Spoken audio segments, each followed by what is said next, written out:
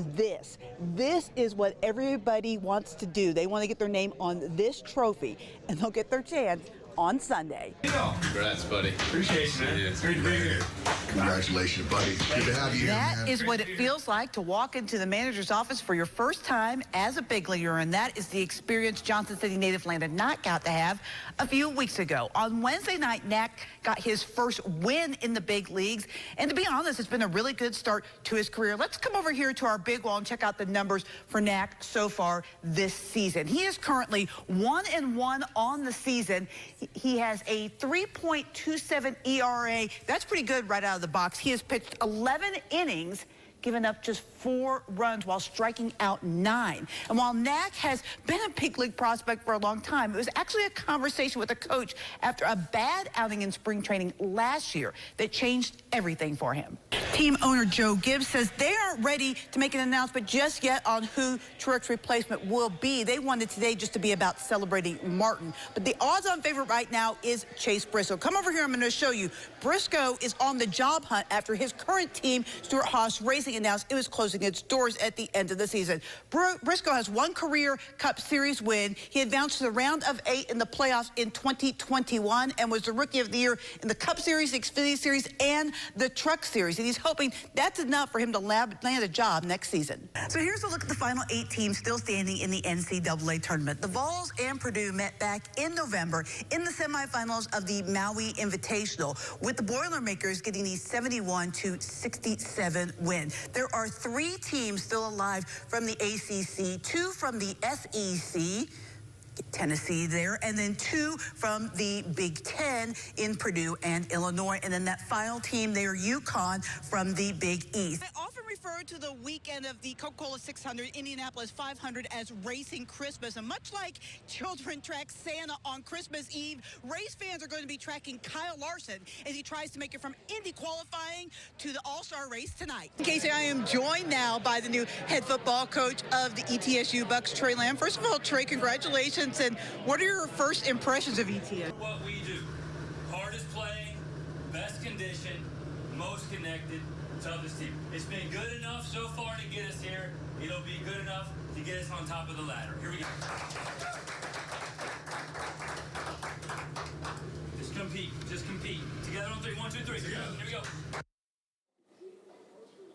That was ETSU head coach Brooks Savage firing up the Bucks in the pregame. ETSU playing in their first Southern Conference championship game since 2020 and trying to become the first school since 1939 to win 4 games in 4 days. The winner of this game will move on to the Southern Conference championship game. The Bucks looking to knock off number 1 seeded Samford. Early on, the Bulldogs came barking. Jermaine Marshall off to Acor for the bucket and 1. Samford would jump out to an 11-2 lead, but here come the Bucks. Kamari Peterson attacking the glass and finishing for the tough 2.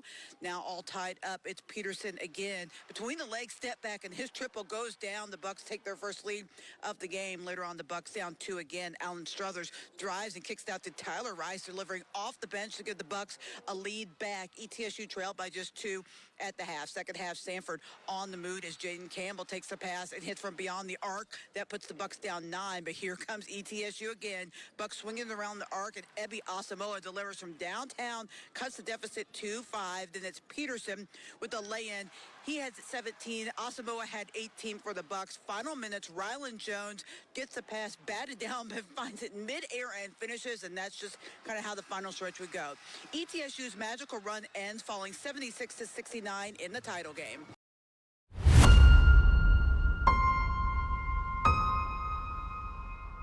Few athletes are instantly recognized by one name. Even fewer by one article of clothing. But then again, few are at the level of Richard Petty. There's athletes in certain sports that do transcend, but you take them out of that context and people recognize him still, and that's the way he is. He changed the sport not only in the generation when he was most successful, but every generation after. Nicknamed the king by the media in the mid-60s. Rather be called that and a lot of other things. Petty and his family have been a part of the sport since its inception, with his father running the first NASCAR race 75 years ago. I went to the very first race, Cup race that NASCAR had in 1949. The Petty family accomplishments since then read like a guide to the biggest races and the biggest moments in the sport. Some of his records that he has made, they're never going to be touched because of the amount of races we run, because of where we're at in the sport. But for the king and his Petty court, the legacy is about so much more than what Richard has done on the track. I did nothing by myself. There was always my dad or my brother, Dale Inman, our crew chief. I had the family around you, but then you had all these people that worked for us over the years. They're the ones that made it work. It says 75 years of racing, you know what I mean? But I think when you look back, it's also 75 years of family. Petty says the biggest legacy his family will leave behind is the Victory Junction Gang Camp. That's a camp for children with various illnesses. It was created in honor of Kyle's son Adam, who was killed in a crash in New Hampshire in 2000. At the Daytona International Speedway, I'm Heather Williams.